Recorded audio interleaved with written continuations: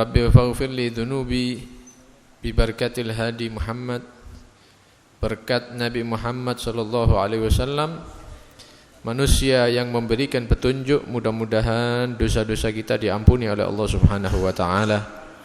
Tidak keluar dari majlis ini kecuali dosa-dosa kita semua dihapus oleh Allah Subhanahu wa taala. Amin ya rabbal alamin. Hadirin hadirat yang dirahmati oleh Allah Subhanahu wa taala. Hadirnya kita di majlis seperti ini, majlis yang dibacakan tentang sifat Nabi sallallahu alaihi wasallam, tujuan intinya adalah supaya kita mengikuti kehidupan Rasulullah sallallahu alaihi wasallam. Tujuannya adalah supaya kita meniru akhlak Nabi sallallahu alaihi wasallam. Bagaimana kita tidak ada keinginan meniru kehidupan Nabi, mencontoh akhlak Nabi sallallahu alaihi wasallam, sedangkan orang-orang yang mulia yang ada di zaman kita dan orang-orang mulia yang sudah mendahului kita, mereka berlomba-lomba untuk mencontoh akhlak Nabi sallallahu alaihi wasallam. Kalau kita tidak mau mengikuti jalur orang-orang yang mulia, maka jalur siapa yang mau akan kita ikuti? Sehingga dikatakan pernah pemimpin pemuda-pemuda yang mulia, pemuda-pemuda penghuni surga, yaitu Sayyidina Hasan bin Ali bin Abi Thalib. Beliau pernah berkata, sa'altu khali, saya pernah bertanya kepada pamanku, saudara dari ibuku, Hind bin Abi Halah. Ini adalah saudara daripada Siti Fatimah, dari ibu Siti Khadijah. Karena Siti Khadijah itu kawin dengan Nabi, itu statusnya itu janda, sudah punya anak.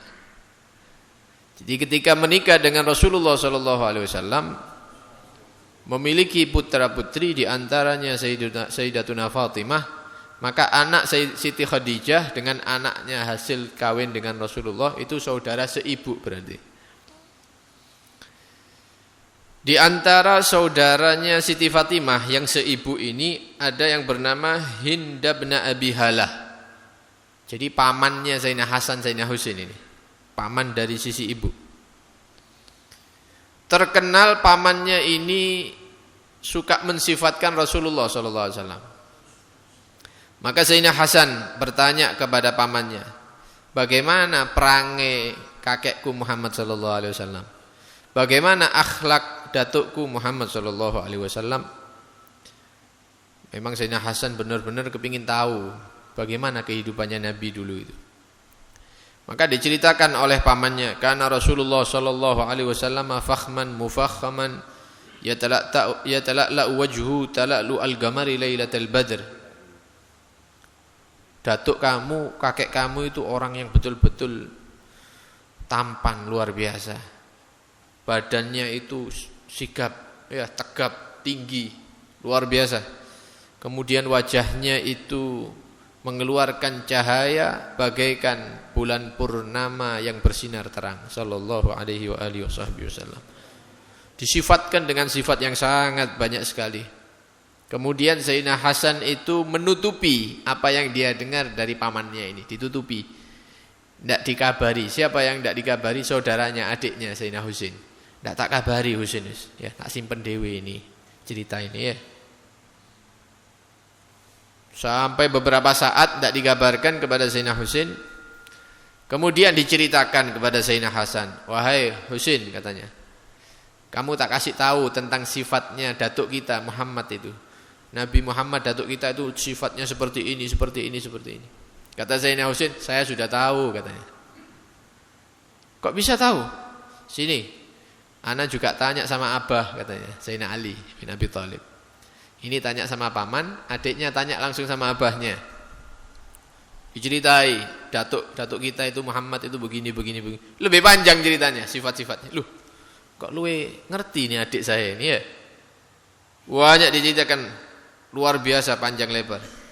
Sampai-sampai Sayyidina Husain itu tahu cara masuknya Nabi ke rumah itu bagaimana, kaki kanan dulu, baca doanya apa, kemudian mengucapkan salam, baca bacaan apa yang dibaca oleh Rasulullah, tahu semua. Ketika keluar dari rumah bagaimana. Sayyidina Hasan tidak tahu ketika itu.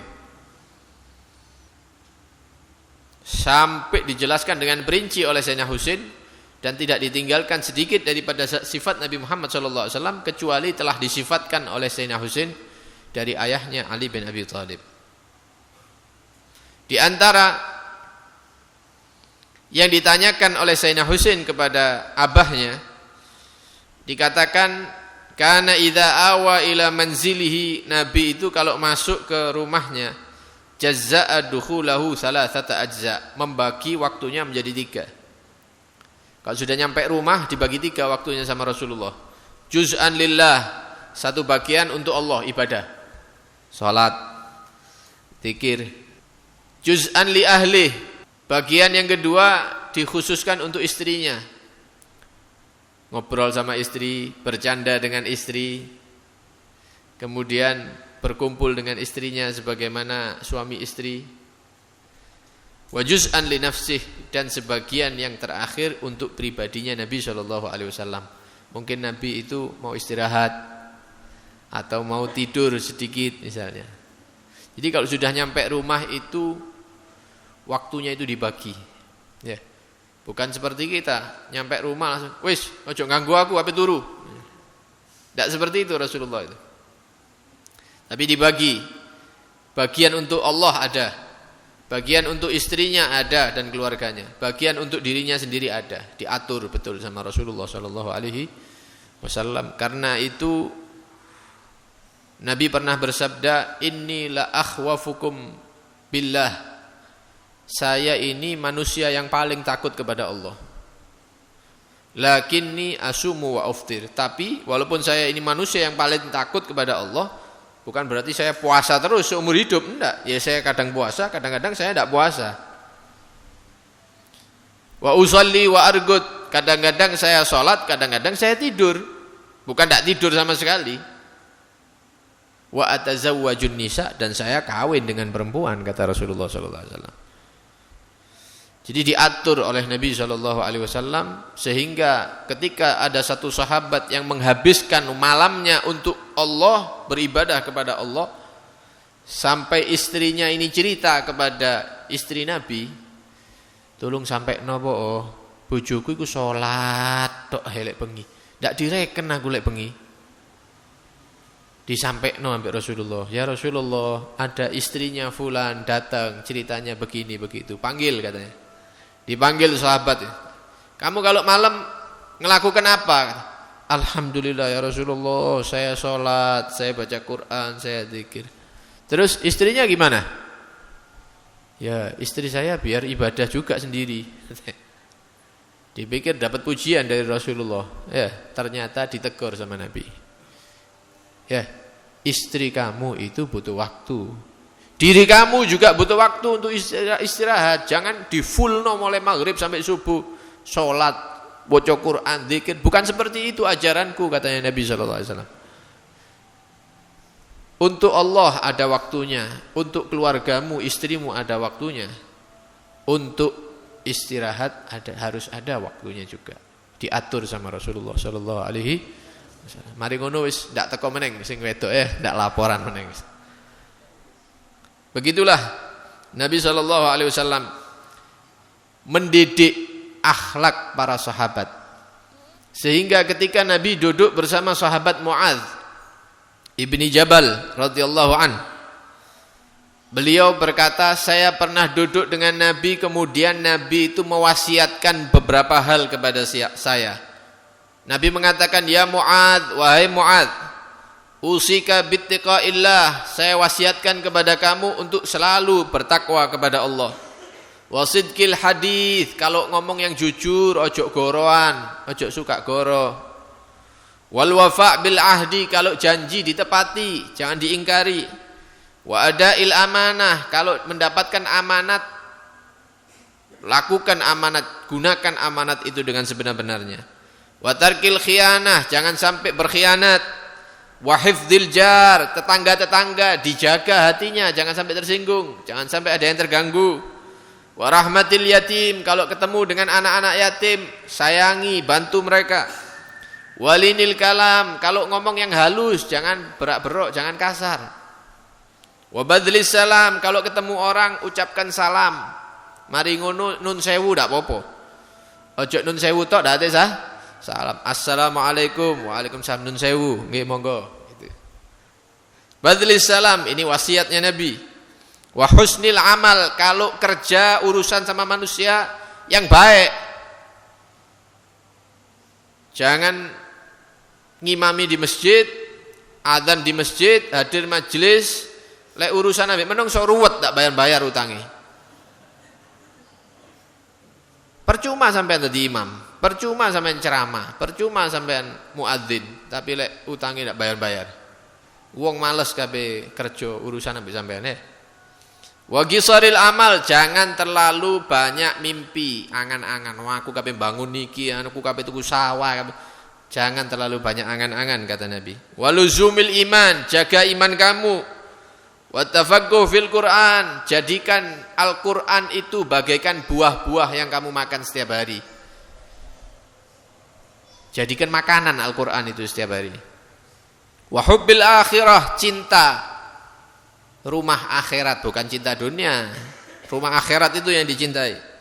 Wal jaza' minal hisab, hati-hati dengan perhitungan amal nanti di hadapan Allah. Wa khafdil janah, kalau menghadapi orang-orang yang beriman, orang-orang Islam, letakkan sayapmu dalam arti yang tawadhu, yang rendah, merendah diri. Ojo ndegek ae ning ngarepe wong. Yo, aku ustaz misalnya, aku kiai, aku misalnya kaji misalnya, aku kaji ping 2 misalnya. Khafdil janah, yang tawadhu, yang rendah diri. Wa anhaka an tasubba hakiman, saya larang engkau wahai Mu'adz untuk mencaci maki. Au tukadzib shadiqan, orang yang jujur kamu anggap bohong.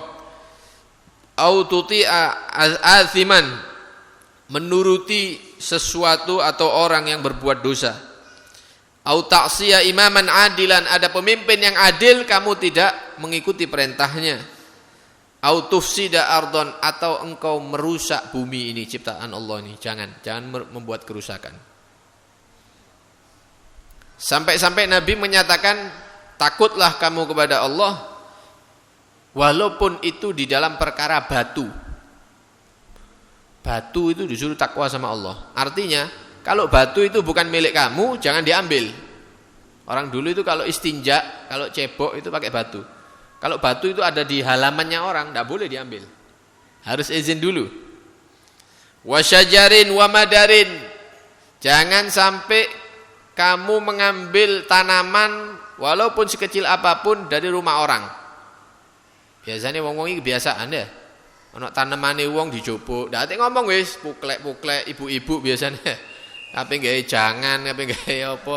Ndak ate ngomong moro muklek-muklek. Haram ini. Izin dulu. Lek wong lanang biasanya ndolek selilit. Ngetok selilitan ya, atau berseni kuping. Haram kalau itu ada di latare wong, halamannya orang. Au madarin, atau tembok-temboknya rumahnya orang ini diuyui, atau tangannya rusuh di toilet-toiletno di temboke wong. Haram katanya Nabi. Yang takut sama Allah itu nanti dituntut itu sekecil apapun. Wa antuhditsa likulli dzambin taubatan, hendaknya setiap engkau melakukan satu dosa, setelah itu langsung lakukan taubat, kembali kepada Allah Subhanahu wa taala. Kalau dosa itu sembunyi-sembunyi, maka tobatnya sembunyi-sembunyi, jangan sampai diketahui orang. Kalau dosa itu kamu lakukan di hadapan manusia, maka tobatnya di hadapan manusia. Ini didikannya Nabi kepada para sahabat. Dari mana Nabi mendapatkan ilmu ini, akhlak ini? Padahal Nabi kecilnya ditinggal sama abah sama ibunya ya.